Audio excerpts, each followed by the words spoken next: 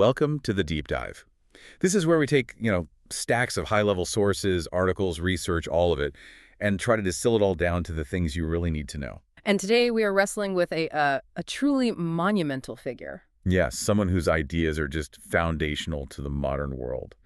His ghost, you could say, still dominates how we talk about economics, power, and, well, inequality, even now, 2 centuries later. We are diving deep into the life and the massive body of work of Karl Marx. It's a huge subject to tackle. An absolute pleasure. It is. I mean, born in 1818 in Prussia, Karl Marx wasn't just a scholar. He was more like an intellectual hurricane. A hurricane is a good word for it. Right. A German philosopher, a political theorist, an economist, a journalist, and maybe most importantly, a revolutionary socialist. He's always described as one of the most influential figures of the modern era. And that's not an exaggeration. Not at all. He stands right alongside people like Max Weber and Emil Durkheim, a principal architect of modern sociology.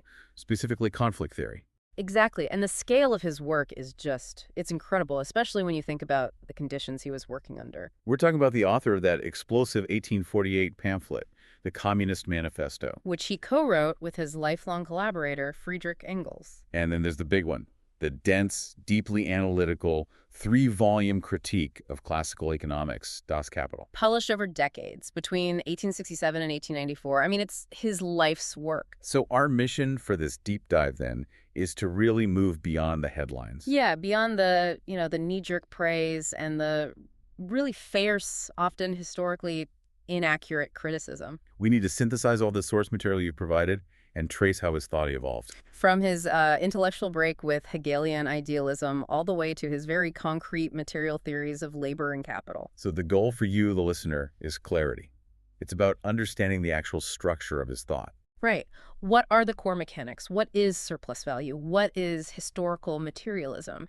And why do these ideas about class conflict and historical change still dominate global debate? We need to understand not just what he said, but how he built his case.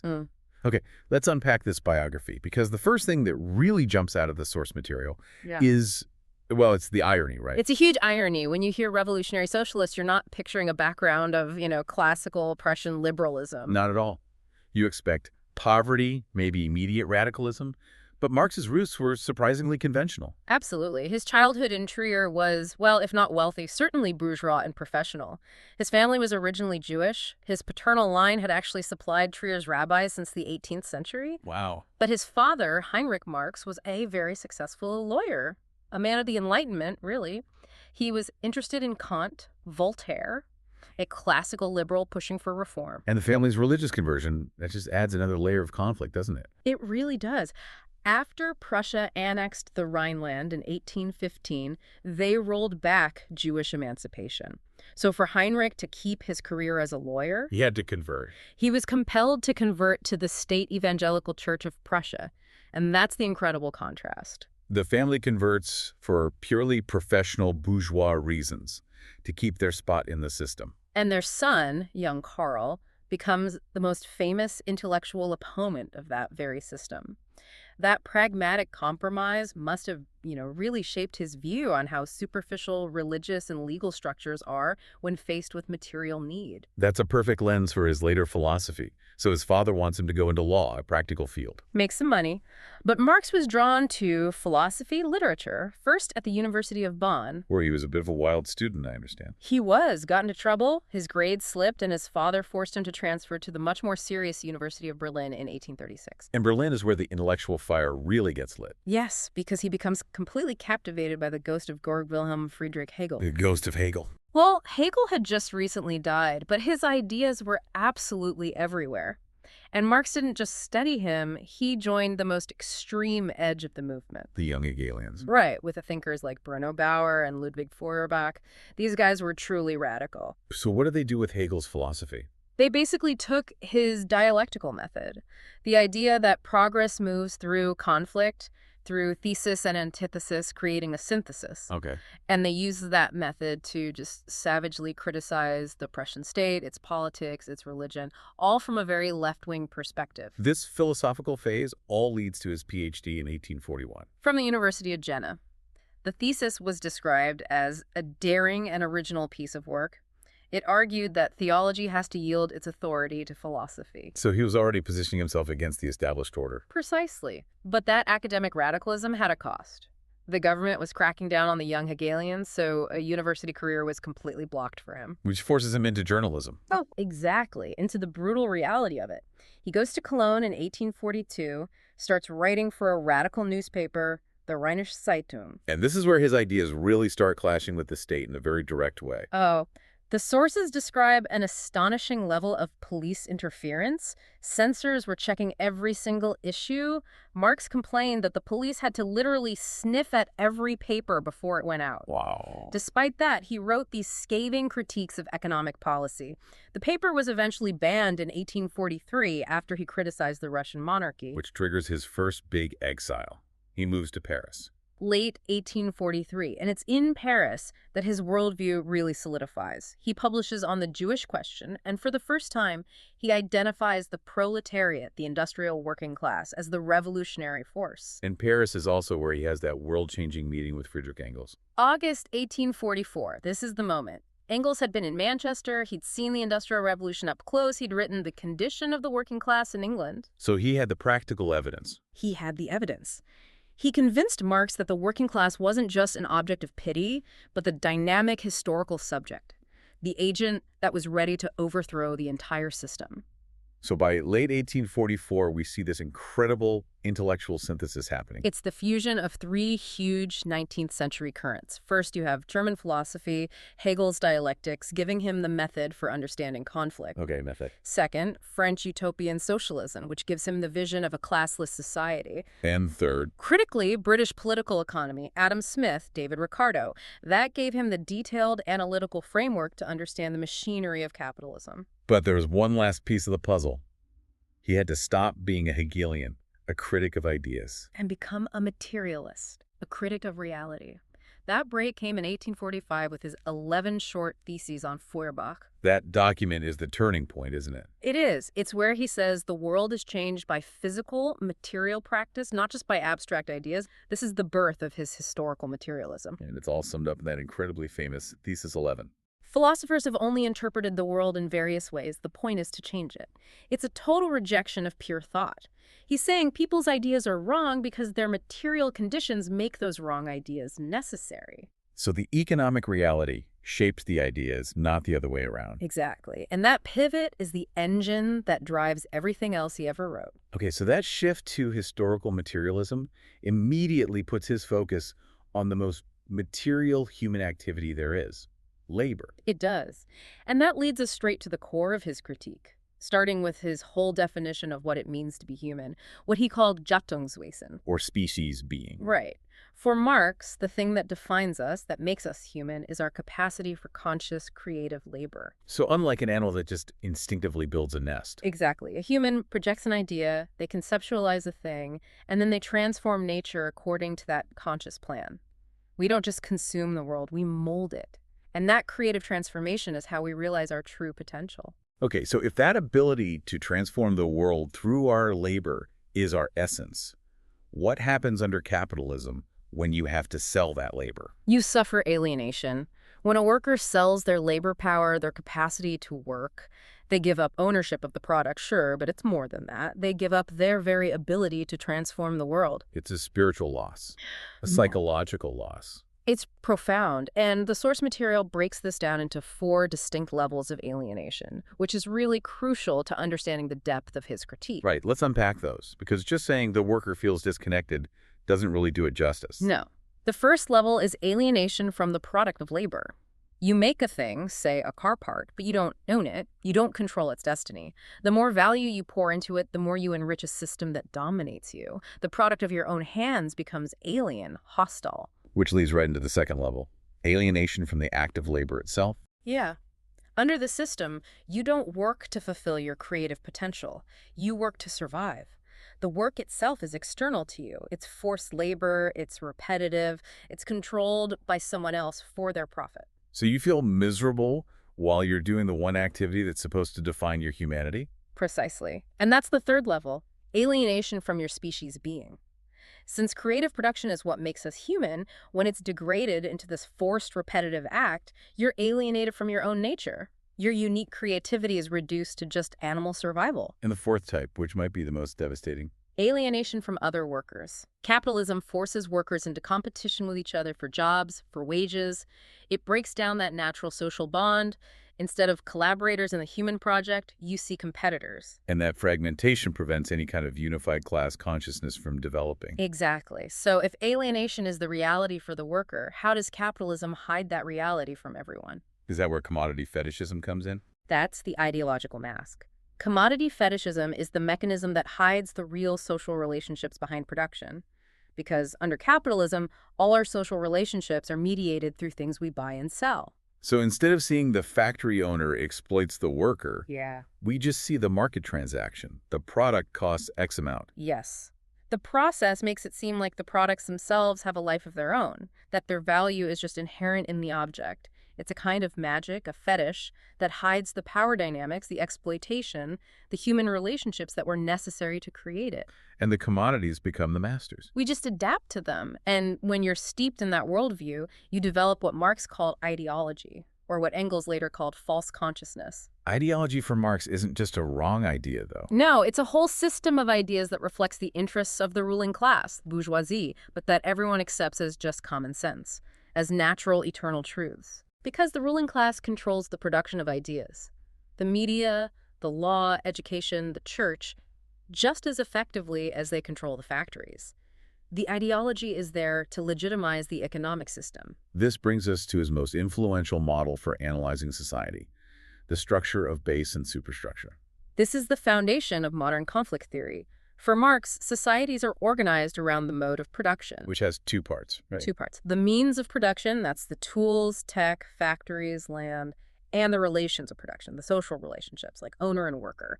This whole economic system is the base.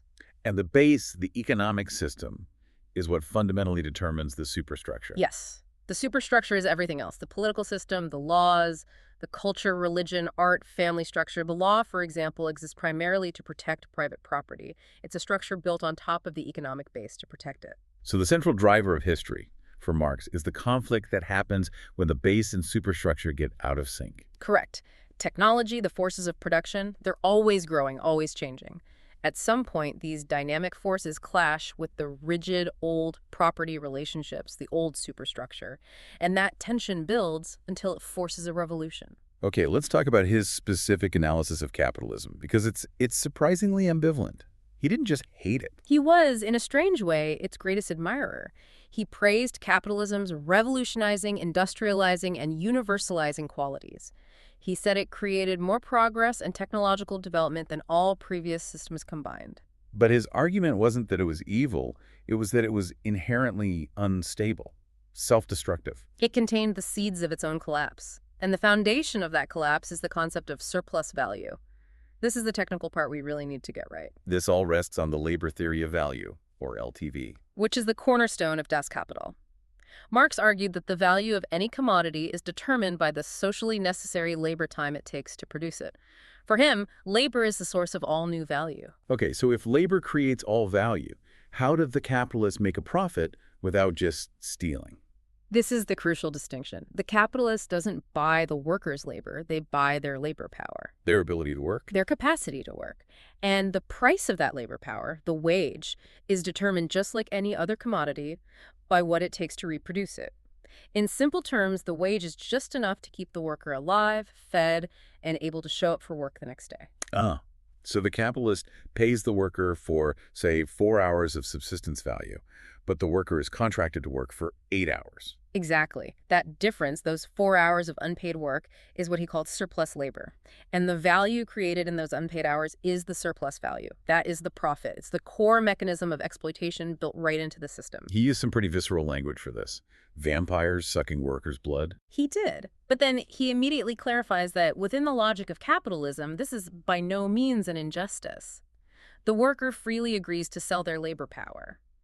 The problem isn't the individual greedy capitalist, it's the system itself, the cancerous cell of capital that compels everyone to act this way. And that drive for surplus value is what creates the instability.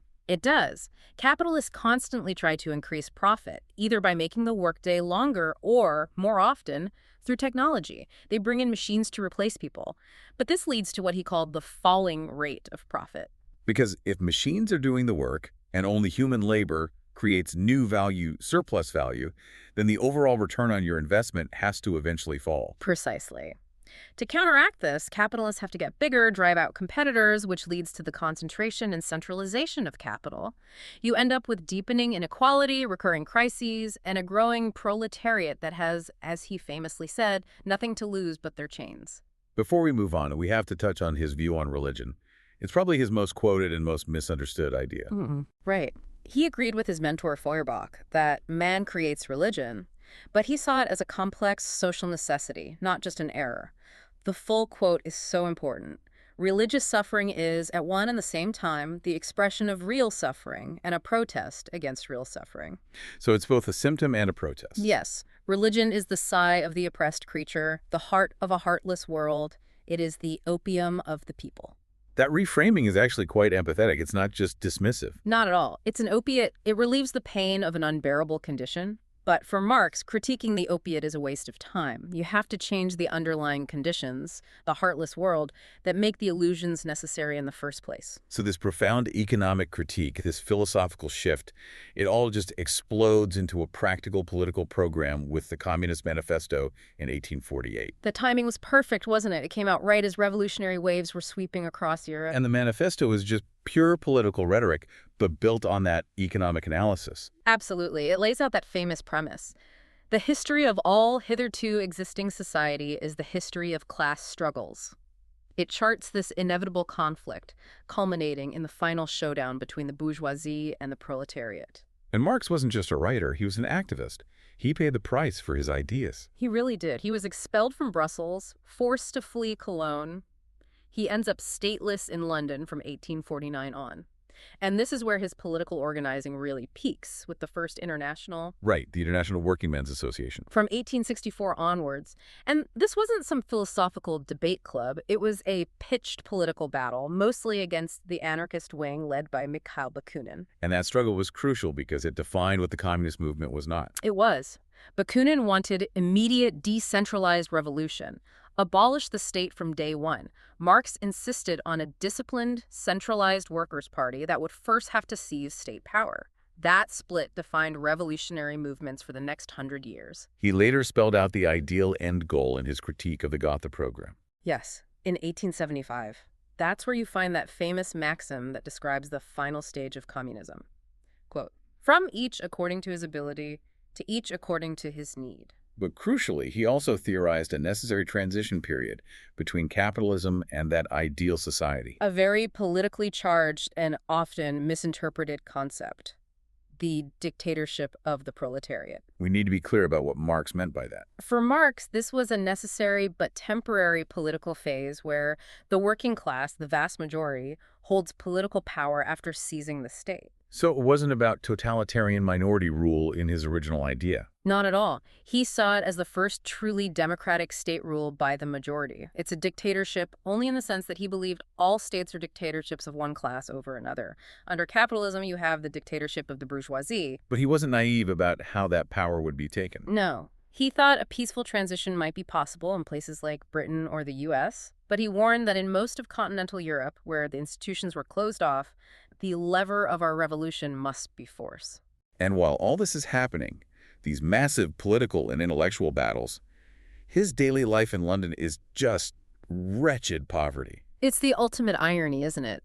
The world's greatest critic of capital, living in the heart of industrial London, completely dependent on it. He's stateless, penniless, often living in a single room with his wife and 7 children. And surviving largely on money from Friedrich Engels. Yes, Engels, the committed communist, whose money came directly from his wealthy industrialist father's factories in Manchester. The very engine of the exploitation Marx was dissecting. The system he wanted to destroy was literally keeping its chief critic alive. It's unbelievable. And despite these horrific conditions, the source material is clear that only 3 of his 7 children survived to adulthood because of the poverty.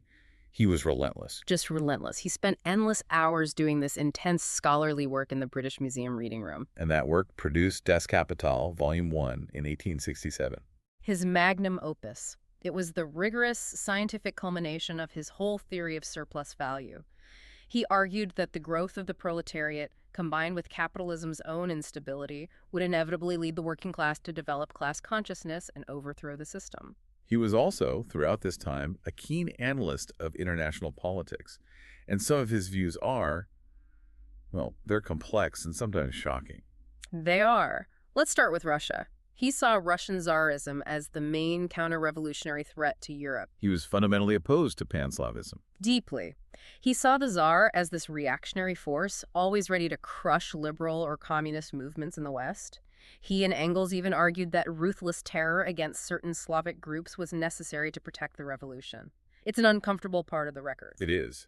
But then, on the other hand, he was a huge supporter of Irish independence. Because he saw how colonialism affected the working class back home. He argued that the English working class would never succeed as long as England was subjugating Ireland. The oppression of the colony created political reaction and division within the colonizing country. And then there's his most famous internal conflict, his views on British rule in India. The ambivalence there is profound.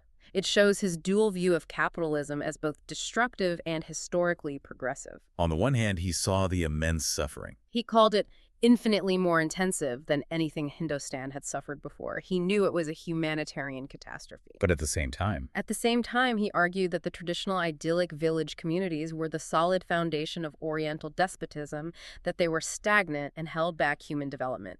So he saw the British, for all their cruelty, as a necessary, painful historical force that would ultimately modernize India and make a future revolution possible. a cold historical calculus. Very. And in his last years, his more dogmatic view of historical stages, that every country has to go through capitalism, that started to soften. Especially regarding Russia. This is a critical late-life insight. After corresponding with the Russian revolutionary Vera Zasulich, he began to consider that Russia might be able to bypass the capitalist stage entirely. Because of the existing system of communal land ownership in the rural villages. The Mir. Exactly. He thought if the Russian Revolution happened before the Mir was destroyed, it could serve as the direct starting point for communism. It shows he was far more flexible in his thinking than he's often given credit for. The sheer volumes of his work, his correspondence, it all becomes even more astonishing when you factor in the near-constant severe health problems he had. What he called the wretchedness of existence, his whole adult life was marked by physical suffering. He was excused from military duty for a weak chest. And later suffered from chronic liver and gall problems, severe neuralgia, eye inflammation. Yeah. All made worse by his terrible diet, heavy drinking, and enormous amounts of bad quality cigars. But the worst of it sounds truly debilitating. These chronic, painful carbuncles or boils. Often covering his body. It kept him from being able to sit or work upright for long periods. He wrote to Engels about it constantly. The pain was so bad he often had to work standing up. Or lying down. There's a modern analysis that suggests he had a chronic skin disease called hidradenitis suppurativa. And what's compelling is the idea that this specific suffering might have actually influenced his intellectual work. How so? The disease is known to cause huge psychological distress, feelings of loathing, isolation. So the argument is that the mental effects of his chronic pain could have directly informed his theory of alienation, a profound psychological and physical loss. It's a provocative question, isn't it? His own body was literally revolting against him, preventing him from doing the creative labor that he saw as his essence. The physical agony mirrored the spiritual agony of the factory worker. And despite all this pain and poverty, he was described as a loving father. Gentle and indulgent, though his temper was often strained. But that poverty led to just unimaginable personal tragedy. He and his wife Jenny had 7 children. Only 3 survived to adulthood. The deaths of 4 of their children due to the poor sanitation, bad nutrition. It's a stark, personal illustration of the very system he was critiquing. He died stateless in London in March 1883 at 64. 15 months after his wife passed away. The funeral was small, maybe a dozen people, and it was Engels who delivered that famous eulogy. On the 14th of March, the greatest living thinker ceased to think. A profound end to a vast intellectual life. And today his tomb at Highgate Cemetery has become this monument bearing 2 inscriptions that basically summarize his entire mission. They capture the duality perfectly. You have the political call to action from the Manifesto, workers of all lands unite. And then the philosophical foundation from the theses on Feuerbach, The philosophers have only interpreted the world in various ways. The point, however, is to change it. So what is the legacy of this incredibly contested man? He's blamed for totalitarian regimes by his opponents, but he's revered by social scientists for giving us the tools to analyze power. The political impact is just undeniable. Marxism was the guiding ideology for huge revolutions in the 20th century. Lenin, Mao, Mandela, Castro. His ideas literally reshaped the globe. But there's a huge debate about whether he should be held responsible for the authoritarian movements that used his name. That's the deep academic split. Many scholars draw a very clear line between Marx's own work, which was focused on human freedom, and later movements like Marxism-Leninism, which centralized state power. Right. The argument being that his work was redrafted into the opposite, as one former EU president put it. Exactly. The argument is that Marx gave us a map of capitalism. He didn't write the playbook for the political regimes that claimed to follow it. But regardless of the political application, his academic contribution is just. It's undeniable. Absolutely. He's one of the three founders of modern social science: sociology, political economy, conflict theory. But his impact goes way beyond that. His concepts of alienation and ideology are central to cultural studies, literary theory. His entire framework, historical materialism, class conflict, the laws of motion of capital, it provides this comprehensive structure that we still use to analyze global crises and inequality. You can't ignore his core critique. It's too powerful. It forces new generations of thinkers, feminist Marxists, environmental Marxists, to constantly engage with and reinterpret his analysis. #outro. Ultimately, what Marx provided was this powerful, comprehensive framework for understanding capitalism, not just as an economic engine, but as an inherently unstable social relationship built on the extraction of surplus value. By defining the base and the superstructure, he gave you a toolkit to see how a society's economic reality shapes its political and cultural life. And that structural tension, that clash between the economic base and the governing superstructure, that's what keeps him so relevant. His motto predicted that revolutions happen when the forces of production get too powerful for the existing social order to contain them. So if you think about the speed of technological change today, and the massive concentration of capital in AI, in information tech, in global automation, what contemporary economic force is accumulating so much power right now that it's secretly forging the conditions for the next inevitable socioeconomic upheaval. If the means of production are rapidly shifting to just a few dominant tech platforms, where should we be looking for the birth of the next revolutionary class? That's something to ponder long after this deep dive ends.